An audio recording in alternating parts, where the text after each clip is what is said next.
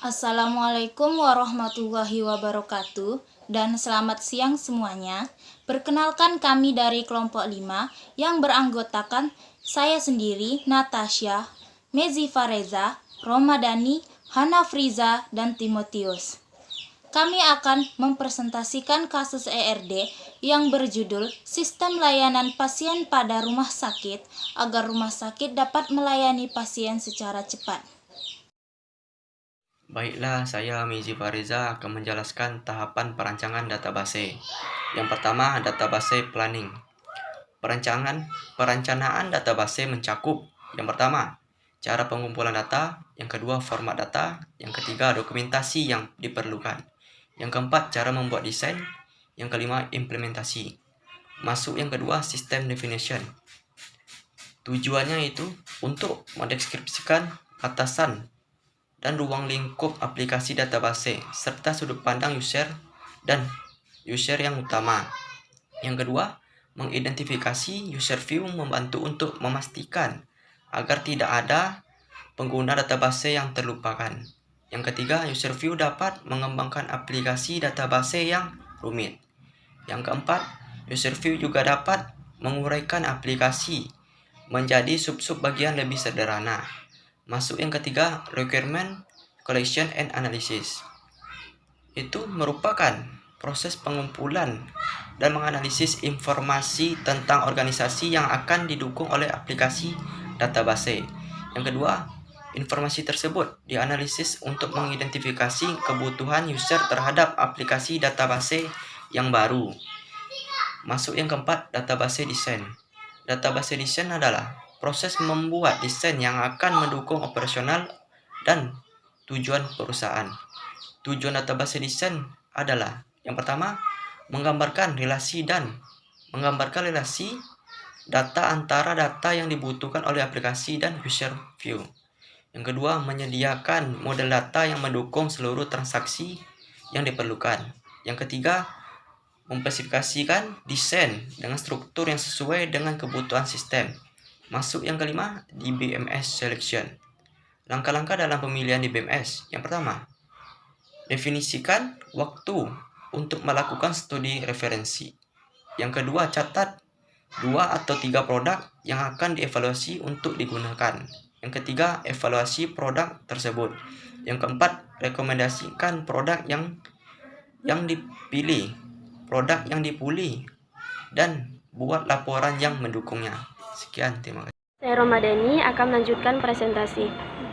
Yang keenam adalah Application Design. Application Design merupakan perancangan user interface dan program aplikasi yang menggunakan dan melakukan proses terhadap database. Ada dua aktivitas penting, yaitu Transaction Design bertujuan untuk mendefinisikan dan mendokumentasikan karakteristik transaksi berlevel tinggi yang dibutuhkan dalam database, dan User Interface Design bertujuan untuk membuat interaksi pengguna sesederhana mungkin. Yang ketujuh, prototyping berfungsi membuat model kerja suatu aplikasi database. Tujuan utamanya yaitu mengidentifikasi fitur sistem yang sedang berjalan, memberikan perbaikan atau penambahan fitur baru, dan mengklarifikasi kebutuhan user. Yang ke-8, implementation. Implementation merupakan realisasi fisik dari database dan aplikasi desain.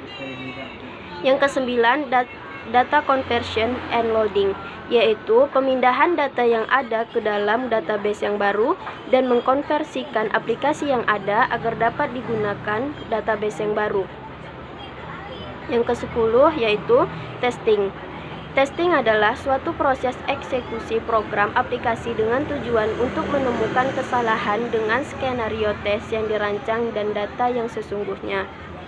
Yang ke-11, pemeliharaan operasional, yaitu suatu proses pengawasan dan pemeliharaan sistem setelah instalasi mencakup pengawasan kinerja sistem, pemeliharaan, pembaruan aplikasi database. Saya akan menjelaskan proses perancangan database yang terdiri dari 6 tahap. Yang pertama, Pengumpulan data dan analisa. Proses identifikasi dan analisa kebutuhan-kebutuhan data disebut pengumpulan data dan analisa. Untuk menentukan kebutuhan-kebutuhan suatu sistem database, pertama-tama harus mengenal bagian-bagian lain dari sistem informasi yang akan berinteraksi dengan sistem database, termasuk para pemakai yang ada dan para pemakai yang baru serta aplikasi-aplikasinya. Kebutuhan-kebutuhan dari para pemakai dan aplikasi inilah yang kemudian dikumpulkan dan dianalisa. Nah, aktivitas-aktivitas pengumpulan data dan analisa. Yang pertama, menentukan kelompok pemakai dan bidang-bidang aplikasinya. Yang kedua, peninjauan dokumentasi yang ada. Yang ketiga, analisa lingkungan operasi dan pemrosesan data. Yang keempat, daftar pertanyaan dan wawancara. Nah, tahap kedua yaitu perancangan database secara konseptual. Tujuan dari fase ini adalah menghasilkan konseptual skema untuk database yang tergantung pada sebuah DMS yang spesifik. Sering menggunakan sebuah high level data model seperti IR atau EER model selama fase ini. Dalam konseptual skema, kita harus merinci aplikasi-aplikasi database yang diketahui dan transaksi-transaksi yang mungkin. Fase perancangan database secara konseptual memiliki dua aktivitas paralel. Yang pertama, perancangan skema konseptual, menguji kebutuhan-kebutuhan data dari suatu database yang merupakan hasil dari fase pertama, dan menghasilkan sebuah konseptual database skema pada DBMS independen model data tingkat tinggi. Nah, yang kedua, perancangan transaksi. Menguji aplikasi-aplikasi database di mana kebutuhan-kebutuhannya telah dianalisa pada fase pertama dan menghasilkan perincian transaksi-transaksi ini. Kegunaan fase ini yang diproses secara paralel bersama fase perancangan skema konseptual adalah untuk merancang karakteristik dari transaksi-transaksi database yang telah diketahui pada suatu DBMS independen. Nah, tahap ketiga yaitu pemilihan DBMS. Pemilihan database ditentukan oleh beberapa faktor, di antaranya faktor teknik, ekonomi, dan politik organisasi. Contoh faktor teknik yaitu keberadaan DBMS dalam menjalankan tugas seperti jenis-jenis DBMS, relational network, hierarchical, dan sebagainya, struktur penyimpanan dan jalur akses yang mendukung DBMS, pemakai, dan sebagainya. Nah, faktor-faktor ekonomi dan organisasi yang mempengaruhi satu sama lain dalam pemilihan DBMS. Yang pertama, struktur data. Yang kedua, personal yang terbiasa dengan suatu sistem. Yang ketiga, tersedianya layanan penjual. Saya Timotius Rizky Sinaga akan melanjutkan presentasi. Tahap 4, perancangan database secara logika atau data model mapping. Tahap selanjutnya adalah membuat sebuah skema konseptual dan skema eksternal pada model data dari DBMS yang terpilih. Pemetaan tersebut dapat diproses dalam dua tingkat. 1. Pemetaan sistem independen. Pemetaan ke dalam model data DBMS dengan tidak mempertimbangkan karakteristik atau hal-hal yang khusus yang berlaku pada implementasi DBMS dari model data tersebut. 2. Penyesuaian skema ke DBMS yang spesifik. Mengatur skema yang dihasilkan pada langkah 1 untuk disesuaikan pada implementasi yang khusus di masa yang akan datang dari suatu model data yang digunakan pada DBMS yang dipilih. Tahap 5. Perancangan database secara fisik. Perancangan database secara fisik merupakan proses pemilihan struktur-struktur penyimpanan dan jalur-jalur akses pada file-file database untuk mencapai penampilan yang terbaik pada bermacam-macam aplikasi. Beberapa petunjuk dalam pemilihan perancangan database secara fisik. 1. Respons.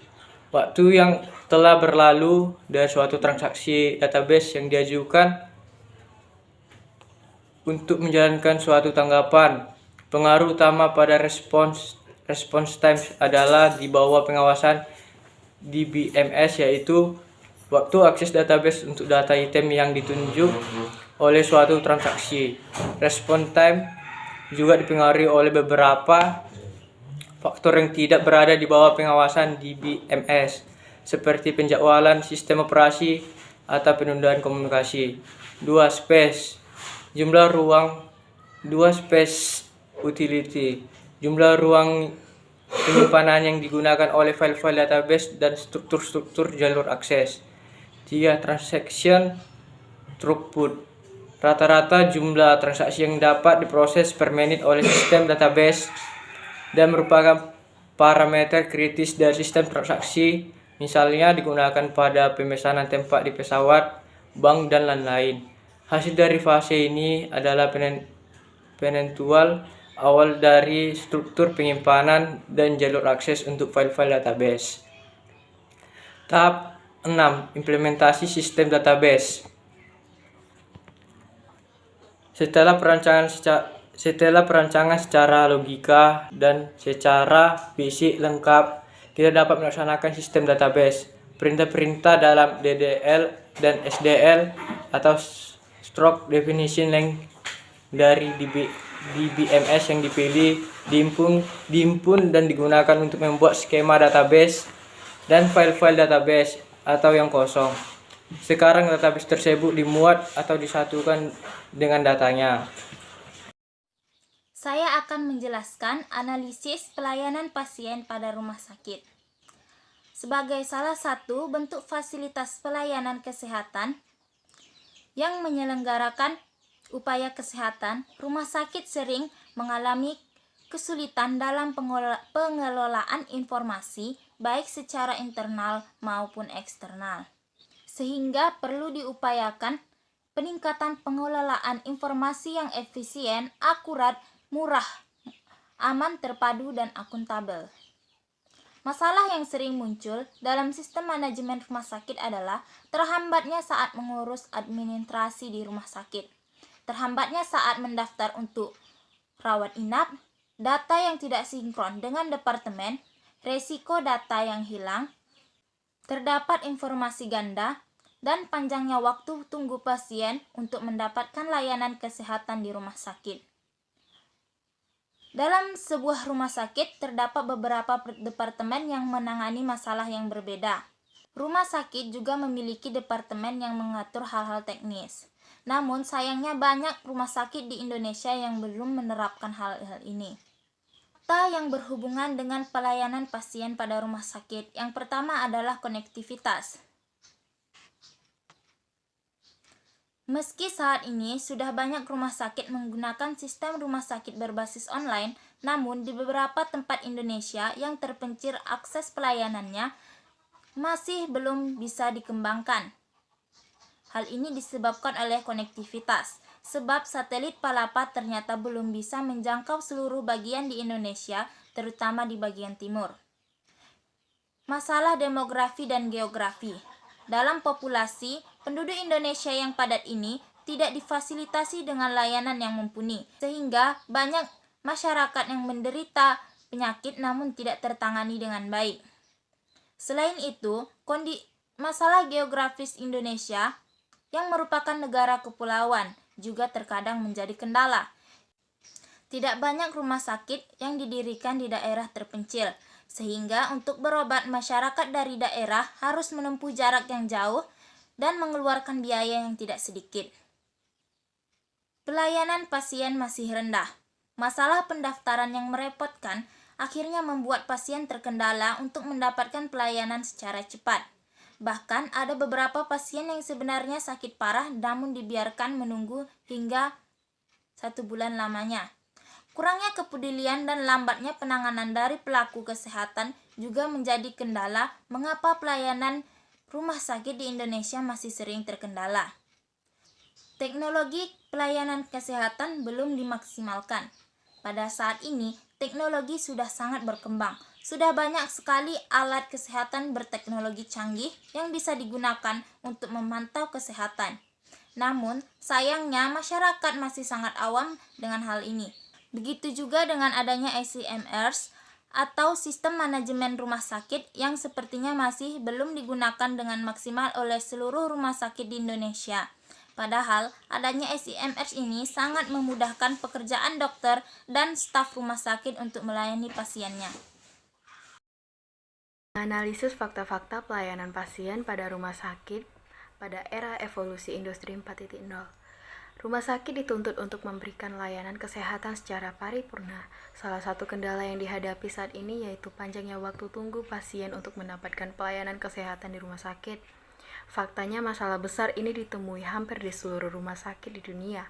Survei yang dilakukan The Mail 2017 menunjukkan statistik yang mengejutkan tentang persepsi masyarakat Malaysia, utamanya terkait masa tunggu di rumah sakit.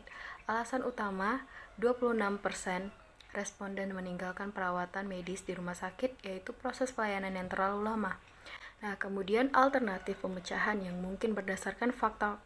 Ketua Bidang Teknologi Informasi, Komisi Akreditasi Rumah Sakit, Dejoni Darmaja, mengatakan menetapkan salah satu standar akreditasi rumah sakit, terutama pendaftaran online. Kalau di luar negeri, walau pasiennya 2.000 orang per hari, tapi nggak menumpuk di antriannya. Nah, kata Dejoni dalam peluncuran aplikasi kesehatan Patient Care dari SehatQ. Digitalisasi layanan. Salah satunya melalui aplikasi sebagai bentuk digitalisasi layanan. Pemanfaatan teknologi tersebut dapat memangkas sejumlah tahapan yang selama ini diperlukan rumah sakit untuk beroperasi melayani masyarakat. Nah, aplikasi kesehatan menjawab tantangan tersebut. Aplikasi kesehatan Q menawarkan konsep sehat dalam genggam dengan mempertemukan antara pasien dan dokter dengan lebih cepat lewat sistem Patient Care. Dalam aplikasi SehatQ, jadwal dokter sudah tertera dengan lengkap, sehingga pasien cukup pilih jam dan tanggal sesuai keinginan.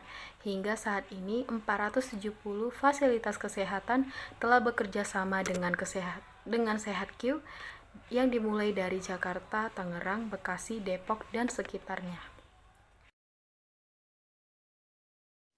Berikut adalah sistem alternatif menggunakan ARD. Sekian video presentasi dari kelompok kami. Lebih dan kurangnya mohon maaf. Assalamualaikum warahmatullahi wabarakatuh. Selamat siang.